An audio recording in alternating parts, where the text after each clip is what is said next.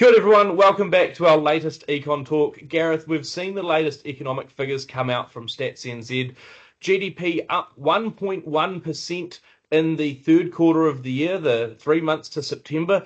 What seems like a pretty big number in a sense, but coming off again a pretty sort of dark hole that the economy fell into in earlier in the year. 1.1% up off a 1.0% drop in the second quarter of the year. So really, all else being equal, almost back to where it was back in March in a sense, but still a bit more of a recovery than we, I guess, might have been worried about a couple of months ago when that sort of economic tune was just sort of not getting going nearly as quickly. You weren't seeing as much recovery, but it has sort of flipped around. And I think it was interesting to see how broad-based some of that recovery was. Of the 16 different industries that Stats NZ tracks, 14 of those saw an improvement. Only two of them saw a bit of a dip back. You were seeing some sort of bigger gains from the likes of professional and business services, which I think was important to sort of see a bit of a roll through. A bit more as well in parts of manufacturing. You've had a look through sort of the details in a greater fashion. What did you sort of spot in the figures, and what do we take out of it all? Yeah, what was pleasing for me, you mentioned broad-based on the production side. When we look at the sort of expenditure side as well, there was some good numbers coming through in terms of investment spending, which was up 3.2% from a year ago, and household spending up 1.8% from a year ago as well. Now, you mentioned the sort of hole we were coming out of in the June quarter. We're also coming out of a bit of a hole in the September quarter last year. Of course, if you remember back a year ago, we had the electricity crisis, which negatively impacted on economic activity at that time. So again, you have to be a little bit careful looking at some of these numbers. But when the fact that most of the numbers we look at were sort of heading up in the right direction, there's positives there. And around the business investment, look, there was a bit of momentum there late last year, early this year. It's good to see that returning with businesses spending more on plant machinery and equipment and transport equipment as well. We saw a bit more activity in the construction industry, which is the first time we have for a while, both in terms of residential and also infrastructure activity picking up too. And then when we look at household spending, it was interesting where the growth was coming through there, because it wasn't so much coming through in the stuff that the sort of necessary stuff. It was actually coming through in some of the durables. They were up 7% from where they were a year ago in terms of volumes across there. And Stats NZ mentioning the likes of televisions, computers, mobile phones, motor vehicles as well. So, it may well be that people are just starting to be a little more relaxed about their spending, buying some of those bigger ticket items as well. So, yeah, all in all, quite positive signs coming through there. Still a little patchy in some regards. I mean, I'm positive about household spending, but it was only up still 0.1% from the previous quarter. So we're looking for more momentum to build through there as we get the effects of the ongoing interest rate cuts continuing to come through, as well as the effects of those strong commodity prices. And we are already seeing, of course, signs of that through provincial parts of the economy as well. Which is interesting because you've also got sort of, again, a few sort of switch arounds that have been coming through even more recently. That data, like you say, showing a lot of improvement, but also up until the end of September, there were good volumes, for example, exported on the dairy side, a little bit of a pullback still on the meat side. No, we've talked about that at length before.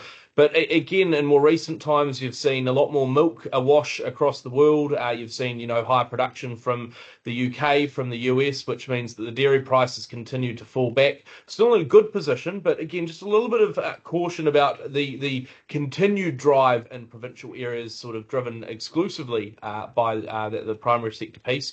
I guess, look, it sets us up in a sense for that better sort of economic trend. One part that I'm quite interested to see, in fact, I think it's as important as seeing growth in 2026 is seeing consistent growth, because my goodness, the economy's been patchy this year. I mean, you look at that first quarter of 2025, a good increase followed by a real down pitch in that second quarter, now a big pitch up in the third one. But like, as a business, what do you plan for? Do you plan for good sales or bad sales? Do you plan for needing more workers or not? That patchiness, I think, really has been a bit of a constraint. And like you say, looking at those business investment figures, the plant machinery and equipment, that was one that really drew my eye, because it did sort of suggest on the levels of investment that, those are some of the highest levels in a couple of years, which does just highlight that businesses are getting back into that mode of putting some money into their operations. They're thinking about, their operating costs.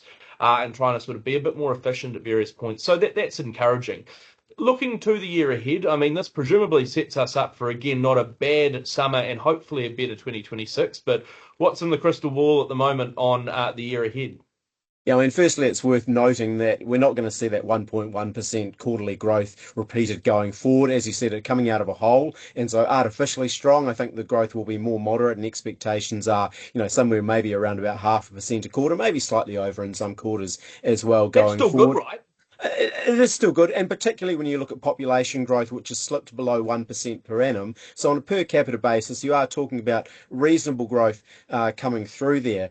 But yeah, there is an expectation that, you've seen that strength in business investment. It's consistent with what has been strong business confidence for almost 18 months now, and we maybe are seeing a bit more of the fruits of that starting to occur.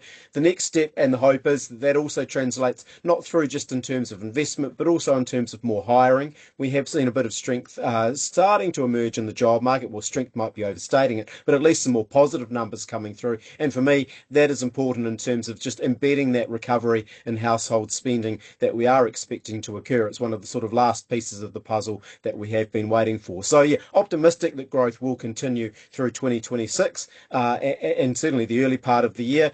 There's always those sort of, bolts from the blue in terms of what might happen overseas. But fingers crossed that things remain a bit more settled than we've seen through 2025. And the fact that we are getting more domestic economic growth starting to come through, for me, is probably the most encouraging sign of all. And again, I think a good place to sort of, leave the economy in terms of getting some better numbers at the end of the year, starting to sort of see that momentum build. It's not going gangbusters anytime soon. In a sense, you almost don't want it to go gangbusters because last time we did that, we got ourselves in a real inflation hole. But, better to see that momentum wind up.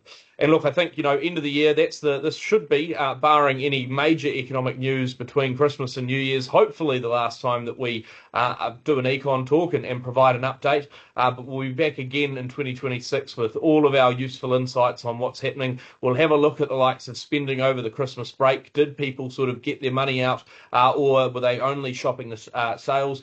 And what's happening when it comes to the likes of, that consumer piece, households and businesses, government as well in 2026. It's an election year, and so apart from all the normal economic trends, there's also politics even more to throw into the mix, and we'll cover all of that in the new year.